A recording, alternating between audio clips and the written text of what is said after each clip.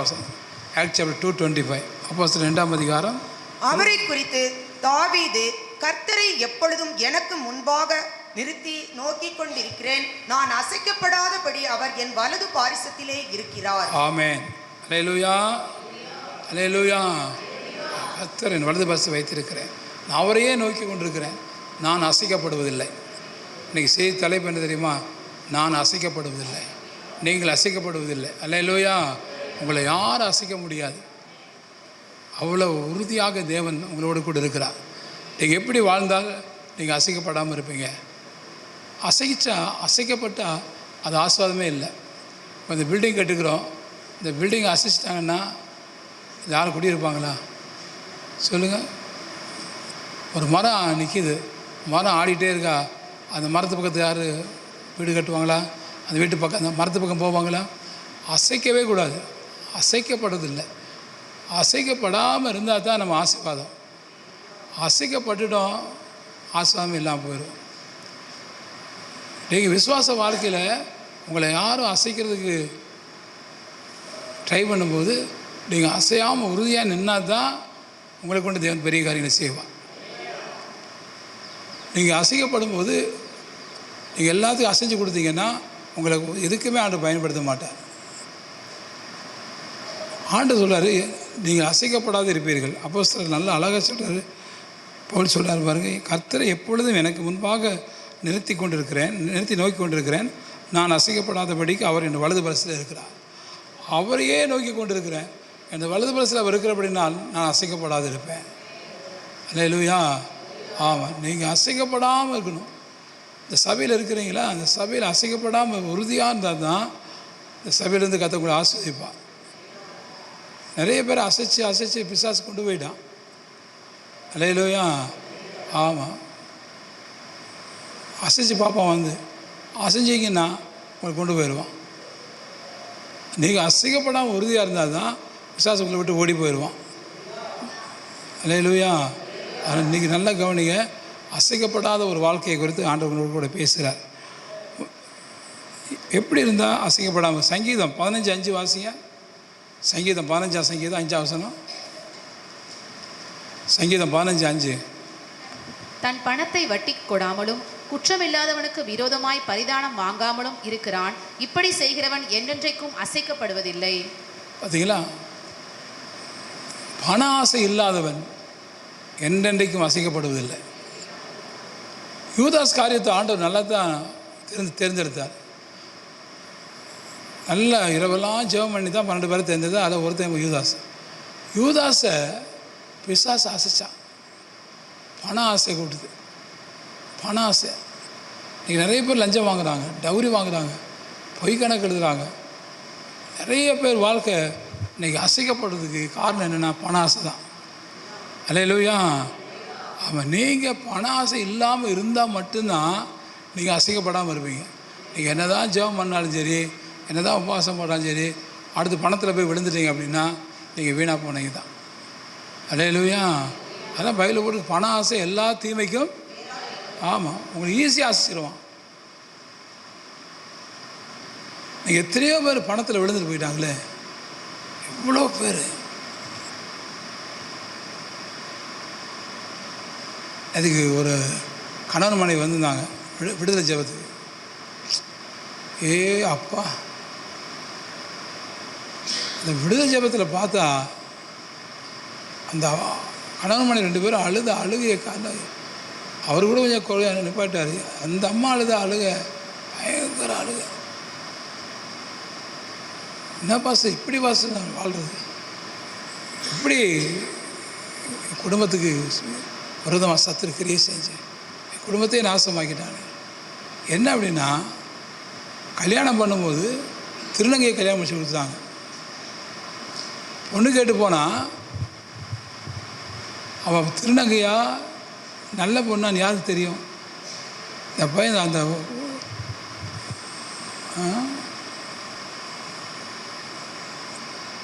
நம்ம எந்த ஊர்? ஐயங்குட்டிப்பாளையம் தான் அவங்க குடும்பம் இருக்குது. இவங்க எனக்கு முன்னாடி பழக்கமானவங்க. நாங்கள் ஜெயசீலன் ராஜேஸ்வரி அவங்கெல்லாம் இருந்தபோது நான் அந்த பக்கம் ஊழியத்துக்கு போகும்போது அவங்க வீட்டுக்கு போயிருக்கேன். அப்போ அவங்க பார்த்துருக்கேன், பேசியிருக்கேன். அதுக்கப்புறம் நேற்று வந்தாங்க, புதன்கிழமை வந்தாங்க. பயங்கர கொடுமையான வாழ்க்கை, டைவர்ஸ் பண்ணியாச்சு, வேறு வாழ்க்கை அமையலை. அந்த அப்பா அம்மா 2 பேரும் அப்படியே அழுகுறாங்க. பணம் காசு தரேன், என் பிள்ளை எப்படி தள்ளிவிடு, திருநங்கையை பிடிச்சி கல்யாணம் முடிச்சு வச்சா எப்படி இருக்கு சொல்லுங்க. பண ஆசை. இப்போ அந்த விசுவாச வாழ்க்கையவே கெடுத்துட்டான் பிசாசு. ஆண்டவர் மேலே உள்ள விசுவாசத்தையே கெடுத்துட்டான். நீங்கள் நல்லா கவனிக்கணும், ஆண்டவர் மேலே ஆழமாக வேர் போட்டிருக்கணும். அல்லேலூயா. நம்ம விசுவாசத்தை கெடுத்துருவான், நம்ம குடும்பத்தை கெடுத்துருவான் பிசாசு. பணத்துக்கு ஆசைப்பட்டு ஏதாவது ஒன்று நம்மளை இறக்கி விட்டுருவான். ஏகப்பட்ட நீங்கள் உங்களுக்கு நான் சொல்ல வேண்டாம், நீங்கள் டெய்லி பேப்பரில் பார்க்குறீங்க, வாட்ஸ்அப்பில் பார்க்குறீங்க, நியூஸ் பார்க்குறீங்க. இந்த பணத்துக்கு முக்கியத்துவம் கொடுத்து விசுவாசத்தை விட்டு விலகி, எடுத்த பொறுத்தனை எடுத்த தீர்மானத்தை விட்டு விலகி அசைச்சிடும் பிசாசு இதை பணத்தை காட்டி. அல்லேலூயா. அதான் ஆண்டு பண ஆசையே இருக்கக்கூடாது. மறுபடியும் வாசிங்க, சங்கீதம் 15. தன் பணத்தை வட்டிக்கு கொடாமலும் குற்றம் இல்லாதவனுக்கு விரோதமாய் பரிதானம் வாங்காமலும் இருக்கிறான். இப்படி செய்கிறவன் என்றென்றைக்கும் அசைக்கப்படுவதில்லை. அல்லேலூயா. 1 தீமோத்தேயு 6:10 வாசிங்க.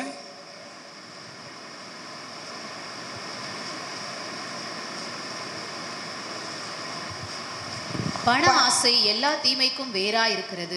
சிலர் அதை இச்சித்து விசுவாசத்தை விட்டு வழுவி அநேக வேதனைகளாலே தங்களை உருவ குத்தி கொண்டிருக்கிறார்கள். ஆமா.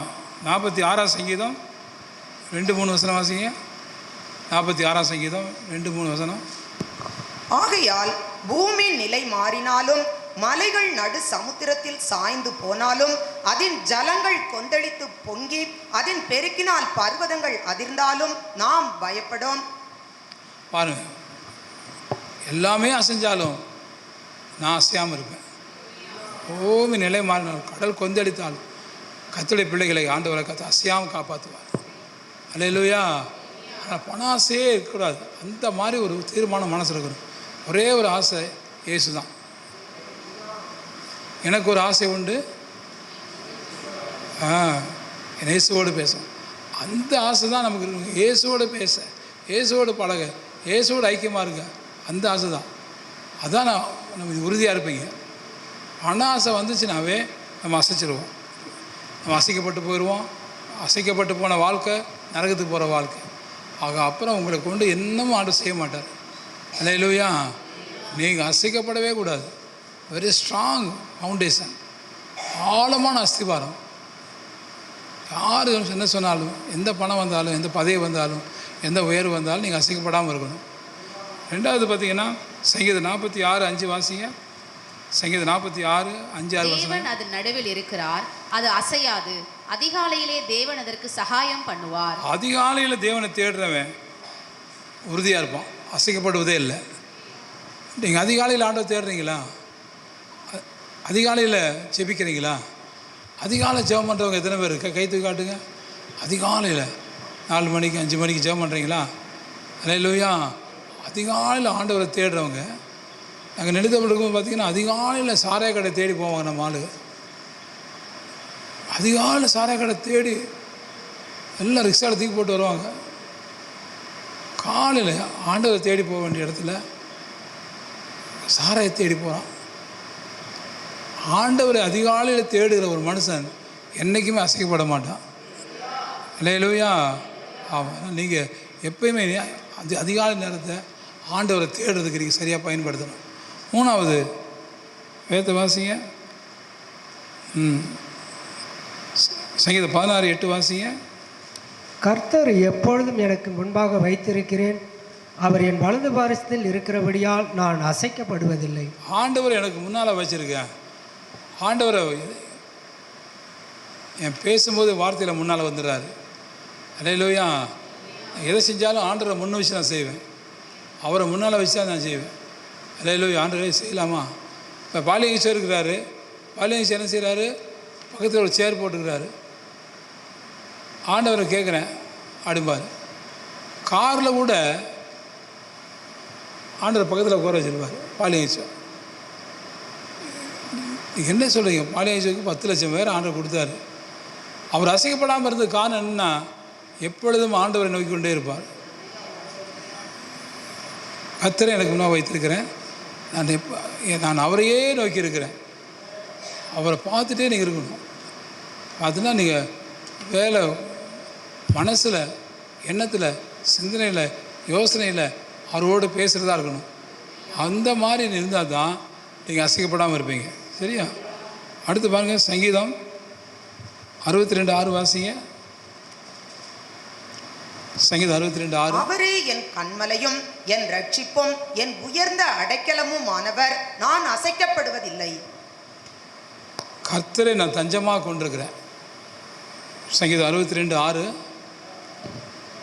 அவரே என் கன்மலையும் என் ரட்சிப்பும் என் உயர்ந்த அடைக்கலமும் ஆனவர், நான் அசைக்கப்படுவது இல்லை. அவரே என் கன்மலை, அவரே என் கோட்டை, அவரே என் தஞ்சம். அல்லேலூயா. நம்ம பாட்டு பாடுறோம், தஞ்சமே நீர், அடைக்கலம் நீர், கோட்டையும் நீர், என்றும் காப்பீர். இதெல்லாம் நீங்கள் அடிக்கடி பாடணும். ஆண்டவரை தஞ்சமாக வச்சுக்கணும். அல்லேலூயா. ஆமாம், நீ போலீஸ்காரனையும், நீ வந்து மிலிட்ரிக்காரனையும், நீ வந்து சொந்தக்காரனையும் பந்தக்காரனையும் நீ தஞ்சமாக வச்சுருந்தீங்கன்னா அவங்க கொஞ்ச நாள் இருப்பாங்க, அது போயிடுவாங்க. ஆனால் ஆண்டவர் என்றைக்கும் உனக்கு தஞ்சமாக இருக்கிறார். அல்லேலூயா. அவர் தான் உங்களுக்கு தஞ்சம், அவர் தான் உனக்கு அடைக்கலாம். அது மறந்துடவே கூடாது. தஞ்சம் புகுந்துட்டான். தஞ்சம்னா உங்களுக்கு தெரியுமா? Nobody help. எந்த காரியத்தையும் நம்ம வந்து யோசிக்கக்கூடாது. அவர் இருக்கா பார்த்துக்குவார், இவர் இருக்கா பார்த்துக்குவார். யார்? எனக்கு இயேசுவான் தஞ்சம். எனக்கு என்னென்னா பெரிய கொடுமை, நம்ம சர்ச்சு கட்டின இன்ஜினியர் ஒருத்தர் இருக்கிறார். அது எல்லா பகுதியும் இல்லை, மேல் பகுதி இந்த பகுதியை கட்டி அடுத்த பகுதிக்கு போகும்போது அதுக்கு தளம் போடுறதுக்கு அந்த இன்ஜினியர் வந்தார், சிவசுப்ரமணியன்னு சொல்லிட்டு. இப்போ இதெல்லாம் கட்டும் போது இல்லை, அது ஒரு இன்ஜினியர். அவர் தஞ்சாவூர்கார். அவர் சொல்கிறார் பாருங்க, நேற்று அழுகிறாரு, பாஸ்டர் எனக்கு வேலை இல்லை, என் மனைவி சாப்பாடு போட மாட்டேங்கிறா, எங்கே தங்குறது, நீங்கள் எதுவும் ஆசிரமத்தை பாருங்கள் பாஸ்டர், அங்கே வந்து தங்கிடுறேன், நான் என்ன பண்ணுவேன், நான் எப்படி சாப்பிடுவேன், நான் தஞ்சம்னு காலில் வந்து விழுந்துருவேன். ஏன்னா இப்போ வேலை நடக்கலைப்பா, நீங்கள் நடக்கிறது சார், நீங்கள் நல்லா படித்தவர் தான், நல்லா படித்தவர். ஐயோ கடவுளே கடவுளே கடவுளே, அவர் என்ன பண்ணுறது, வேணான்னு சொன்னாலும் அழுகிறார். அவ்வளோ ஒரு மனுஷன். ஏதாவது ஒரு வேலை பார்த்து கொடுங்க பாஸ்டர், நான் ஆசிரமத்தை தங்கிக்கிறேன், ஆசிரமத்தை தங்கிக்கிறேன். நீங்கள் ஆசிரமம் நான் அங்கேயே நீங்கள் சொன்னால் கேட்பானுங்க, ஏதோ ஆசிரமம் இடம் வாங்கி கொடுங்க, அங்கே வேலை செஞ்சுக்கிறேன். நான் சர்டிஃபிகேட்லாம் இருக்குது, இல்லை சர்டிஃபிகேட், இன்ஜினியரிங் சர்டிஃபிகேட். நான் சொன்னேன், இல்லைப்பா, இல்லை சார் நீங்கள் வாங்க, நான் யோசிச்சு சொல்கிறேன். யோசிக்காதீங்க, அந்த சொல்லாதீங்க, நான் சாகிறதா படைக்கிறான்னு வேறு வழியே இல்லை. இப்படி தஞ்சம்லேருந்து விழுந்துடுறாங்க. அடுத்த வாரம் ஒரு நாள் வாங்கன்னு இருக்கிறேன். எனக்கு என்ன நான் கவனிங்க, இதை சொல்லிட்டேன். வீட்டுக்கு போனால் வீட்டில் போன ஆட்ட சொல்கிறார், ஏம்மா நீ அவருக்கு அள வச்சிட்டேன், மறுபடியும் அள வச்சிட்டே, அவனை நொந்து நூடலாக்குறான், சாகிறதா படைக்கிறான்னு இருக்கிறேன், ஏன் ஒரு ஆதரவான வார்த்தை சொல்லிட்டு ஆண்டவர் உலகத்தில் பேசுகிறேன். அப்போ என்ன ஆண்டவரே, நான் இப்போ என் நிலைமை உங்களுக்கு தெரியுமில்ல தான். அப்போ தான் ஆண்டவர் சொல்கிறார், நெடுத்தோப்பில் நீ சர்ச்சை நடத்தும் போது தினத்தந்தியில் வேலை செஞ்ச ஒருத்தர் ஒரு பையன் வந்தான் பார்த்தியா, அந்த தினத்தந்திக்கு அவன் ஆஃபீஸில், அவன் எடிட்டர் வேலை செஞ்ச தினத்தந்தி ஆஃபீஸில் வந்தானே, அவனுக்கு இடம் கொடுத்து இல்லை, அவன் தங்கறதுக்கு இடம் இல்லை, காசு இல்லை, பைசா இல்லை. நான் பெரியார் நகரில் அங்கே தட்டு வண்டியில் அங்கே தான் வாடகை கொடுவான். அங்கே அவங்கள சொல்லி தட்டு வண்டி வரைச்சிட்டு டெய்லி அந்த தட்டு வண்டி வாடகைக்கு நான் கொடுத்துட்றேன், வாழைப்பழம் எழுதிட்டு போய் இந்த ரோட்டில், கடலூர் ரோட்டில் நீ விற்றுட்டு வா, அதை வச்சு நீ பொழைச்சிக்கோ, அதை வச்சு நீ தம்பி அது இதுக்கு அப்புறம் நீ கொஞ்சம் சரியான பிறகு அப்புறம் நீ தினந்தி ஆஃபீஸுக்கு போயிடு அப்படின்னு. பாருங்கள், நான் சொன்னேன், அதுக்கு ஆண்டு ஞாபகப்படுத்துகிற நேரத்து. ஆமாண்டவர், ஆமாண்டவர். அப்புறம் என்ன நினச்சி நான் அப்படி நான் வேலை. அப்புறம் அவன் தங்க வச்சு சர்ச்சிலே தங்க வச்சு அவங்களுக்கு தட்டு வண்டி வாங்கி கொடுத்து டெய்லி பழத்தை ரோட்டை விற்க வச்சு கடைசியில் ஆண்டவர் அவன் நல்லா ஆசீர்வதிச்சு நெடுத்தப்படி அவனுக்கு ஒரு வீடு வாங்கி கொடுத்து என்னது அதெல்லாம் நேற்று யாரும் ஞாபகப்படுத்துகிறாரு. அப்புறம் வீட்டுக்கு போய் அவன் வீட்டுக்குள்ளே நிறைய பொருள்லாம் வாங்கிட்டார் தம்பி. நிறைய பொருள்லாம் வாங்கி ஒரு நாள் என்னை கூப்பிட்றாரு, பாஸ்டர் நான் சென்னைக்கு போகிறேன், திறந்தி ஆஃபீஸுக்கு போகிறேன், கடவுள் எல்லாம் என்னை ஆசீர்வதிச்சிட்டாரு, வந்து என் வீட்டை பாருங்கள் அப்படின்னு. பாருங்கள், ஒன்றுமில்லாத அந்த பையனுக்கு இந்த வீடு அவ்வளோ அருமையான வீடு, அவ்வளோ காரியத்தை ஏசப்பா செஞ்சார். அதை நைட்டு ஆண்டவர் ஞாபகப்படுத்தினார். எனக்கு ஞாபகப்படுத்தினோடனே எனக்கு ஆண்டவரே உண்மைதான் சாமி, உண்மைதான். அவர் தம்பிக்கு நான் ஹெல்ப் பண்ண மாதிரி தம்பிக்கு பண்ண இவருக்கு பண்ணிடுறேன் நான். அவர் தஞ்சமாக இருக்கார் ஆண்டவர். அல்லேலூயா. தஞ்சமே நீர், அடைக்கலம் நீர், கோட்டையும் நீர், என்றும் காப்பே.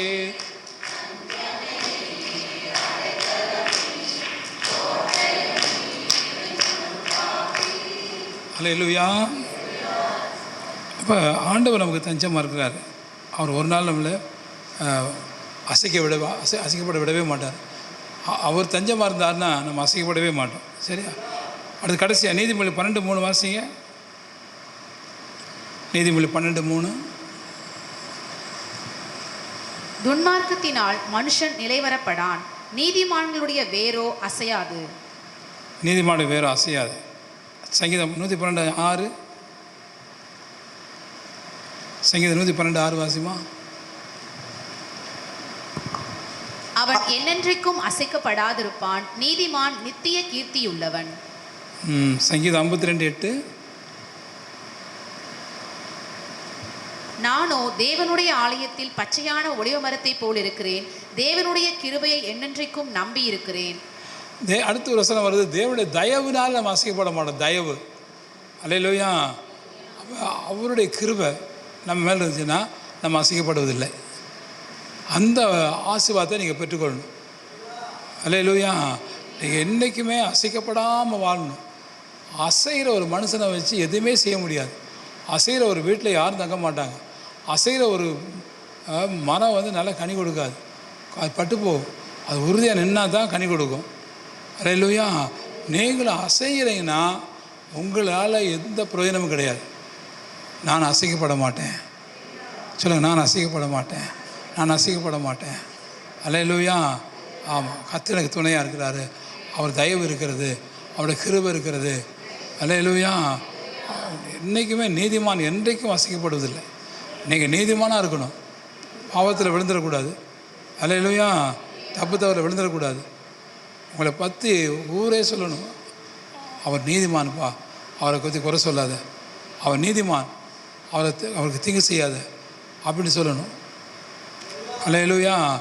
ஆமாம், அமைச்சர்லேருந்து அதிகாரிலேருந்து ஏழையிலேருந்து எளியவங்கலேருந்து எல்லார்ட்டையும் நீங்கள் ஒரு பேர் வாங்கினா, பணக்காரன், நீ பட்டதாரி, நீ கோடீஸ்வரன், அது வேண்டாம், நீ ஒரு நீதிமான். அல்ல சொல்லுங்கள் எல்லாரும். அல்லேலூயா. ஆக அவன் என்றைக்கும் அசைக்கப்படுவதில்லை. அதே மாதிரி நீங்கள் ஒரு ஜெப வீரனாக இருக்கணும். அதான் அவர் ஆண்டவர் நமக்கு முன்னால் வச்சு அவரையே நோக்கி பார்க்குறீங்கன்னா என்ன அர்த்தம்னா, நீங்கள் ஜெபிக்கிறதுனால தான். ஜெபிக்கிறவன் ஆண்டவரே நோக்கி பார்த்துட்டு இருப்பான். அப்போ அப்படி இருந்தீங்கன்னா கண்டிப்பாக சாமி உங்களுக்கு கடைசி வரல அசையாத பார்த்துக்கொள்வார். விசுவாசிக்கிறீங்களா? அல்லேலூயா. சரி, அப்படி எழுமுங்க, எல்லாம் எழுமுங்க.